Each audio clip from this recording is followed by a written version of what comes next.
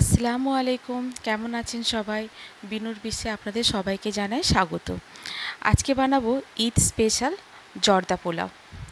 খুব সহজে এবং খুব টেস্টি হয় এই জর্দা পোলাওটা, খুব কম সময় লাগে।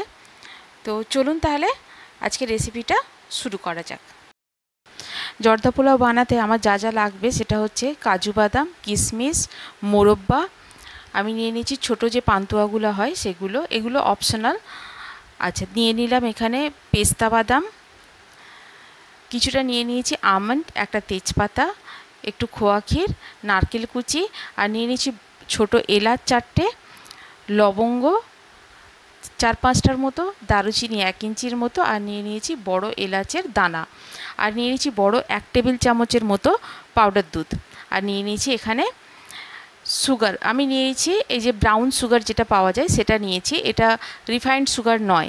আপনারা চাইলে যেটা নর্মাল সাদা সুগার যেটা পাওয়া যায় সেটা নিতে পারেন, নর্মাল চিনিটা। এখানে আমি চাল নিয়েছি এই কাপেরই 1 কাপ, আর সুগার নিয়েছি আমি ওই কাপেরই আধ কাপ। আর আমি চালটাকে আধ ঘন্টা আগে ধুয়ে ভালো করে ভিজিয়ে দিয়েছিলাম। আর নিয়ে নিয়েছি ঘি। চালটা আমার কিন্তু বিরিয়ানির যে লং গ্রেন রাইসটা হয় সেটা নিয়েছি আমি। আচ্ছা, এখানে আমি বলে রাখি পান্তুয়া এবং মোরব্বাটা কিন্তু অপশনাল। আচ্ছা, এখানে আমি জলটা চাপিয়ে দিয়েছি ফুটতে, এতে দিয়ে দিলাম 2টো এলাচ, 3-4টের মতো লবঙ্গ, একটা দারুচিনি 1 ইঞ্চি মতো, আর একটা তেজপাতাকে ছিঁড়ে আমি জলে দিয়ে দিলাম। জলটা আমি কিছুক্ষণ ফুটতে দেব। এবারে দিয়ে দিলাম এতে নুন স্বাদ মতো, আর দিয়ে দেব এখানে আমি দিয়ে দিয়েছি এখানে food colour, liquid food colour আমি ব্যবহার করছি। এর লিঙ্কটা আমি ডিসক্রিপশন বক্সে দিয়ে দেব, আপনারা চাইলে অনলাইন কিনতে পারেন এটা। কেউ চাইলে যদি পাউডার ফুড কালার কারোর কাছে থাকে, যে কোনো ফুড কালার দিতে পারেন। এটা হচ্ছে কেসরি ফুড কালার, কেসার কালারটা যেটা, সেটা জাফরানি কালার যেটা।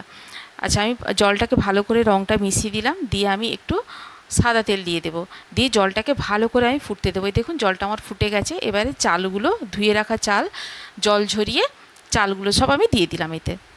দিয়ে এবারে আমি এটাতে দেখুন কালার এসে গেছে চালে, আরও কালার এসে যাবে যখন ভাতটা রেডি হয়ে যাবে, তখন আরও কালার এসে যাবে। এই যে আমার ভাতটা হয়ে এসছে, আমি এরকম একটা চালনিতে ভাতটা ঢেলে নেব সব।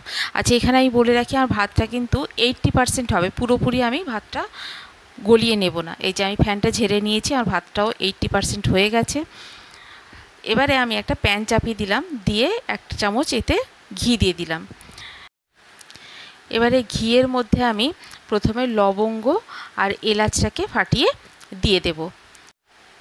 এবারে আমি এগুলোতে সব বাদামগুলো দিয়ে দেব। দিয়ে দিলাম কাজু, কিশমিশ, পেস্তা আর আমন্ড বাদাম, আর দিয়ে দিলাম নারকেল যেটা কুচি করা ছিল সেটাও দিয়ে ভালো করে এগুলোকে আমি ভেজে নেব। হালকা আঁচে কিন্তু ভাজবো যাতে পুড়ে না যায় জিনিসগুলো। এই যে কিশমিশগুলো যখন ফুলে উঠবে তখন জানবেন যে আমার ভাজা হয়ে গেছে। এই যে ভালো করে ভেজে নিচ্ছি আমি। ড্রাই ফ্রুটসগুলো আমার ভাজা হয়ে গেছে, একটা বাটিতে নামিয়ে রেখে দিয়েছি। এবারে ওই একই প্যানে আমি দিয়ে দিলাম চিনিটা, এবং চিনি আমি হাফ কাপ নিয়েছিলাম, জল দিলাম তাতে 1 কাপ, দিয়ে চিনিটা শুধু আমার গুলে যাবে, ব্যাস, বেশি ফোটানোর দরকার নেই, শুধু চিনিটা গুলে গেল। নিয়ে নামিয়ে দিলাম চিনিটাকে। এবারে অন্য একটা ফ্রাইং প্যানে আমি একটু ঘি দিয়ে দিয়েছি, 2 চামচের মতো ঘি দিয়েছি। দিয়ে এবারে সমস্ত ভাতগুলোকে আমি ওটার মধ্যে ঢেলে দেব, দিয়ে হালকা একটু নাড়াচাড়া করব ঘিয়ের মধ্যে, যাতে ঘিটা পুরো ভাতের সঙ্গে মেখে যায়। এরপরে চিনির শিরাটাকে গোটা ভাতের মধ্যে আমি এরকমভাবে ছড়িয়ে দেব। দিয়ে এরপরে যে ড্রাই ফ্রুটসগুলোকে ভেজে রেখেছিলাম তার অর্ধেকটা ওপরটাতে ভাতের ওপরে ছড়িয়ে দেব। এবারে গুঁড়ো দুধটাকেও ওপরটাতে দিয়ে দিলাম। কারো কাছে যদি পাউডার দুধ না থাকে, লিকুইড এমনি দুধ দিতে পারেন, অসুবিধে নেই, সেক্ষেত্রে জলটা একটু কম দিতে হবে। দিয়ে আমি লিডটা চাপা দিয়ে দেবো। লিডের মুখে যে ফুটোটা রয়েছে সেটাতে আমি একটা লবঙ্গ দিয়ে দেবো।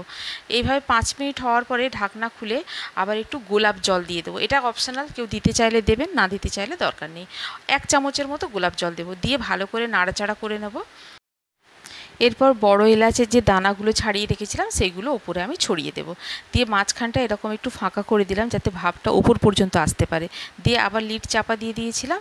দিয়ে আমার এই 15 মিনিটের মতো আমি মিডিয়াম ফ্লেমে রেখে দিয়েছিলাম। দিতে আমার পুরো জলটা শুকিয়ে গেছে এবং আমার জর্দা পোলাওটা একেবারে রেডি হয়ে গেছে। আমি এবারে জর্দা পোলাওটাকে ফ্যানের তলায় রেখে একেবারে ঠান্ডা করে নেব। ঠান্ডা করে নিয়ে একটা সার্ভিং বোলে বার করব, যেটাতে আমি পুরোটা ডেকোরেট করব। যে সার্ভিং বোলে এক এক করে পুরোটা জর্দা পোলাওটা বার করে নিয়েছি আমি। নিয়ে এবারে এটাতে প্রথমে খোয়া ক্ষীরগুলোকে আমি ভেঙে টুকরো টুকরো করে ছোটো ছোটো টুকরো করে দেবো আমি, করে দিয়ে পুরোটাতে ভালো করে ছড়িয়ে দেব।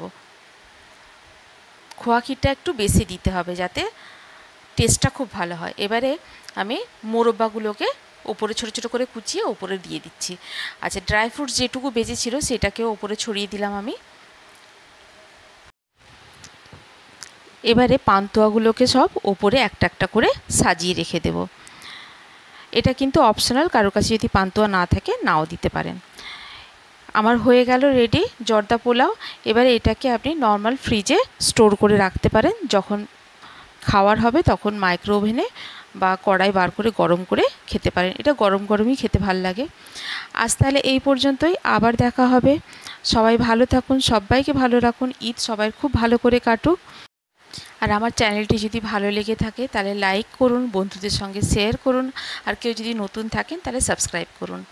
আল্লাহ হাফিজ।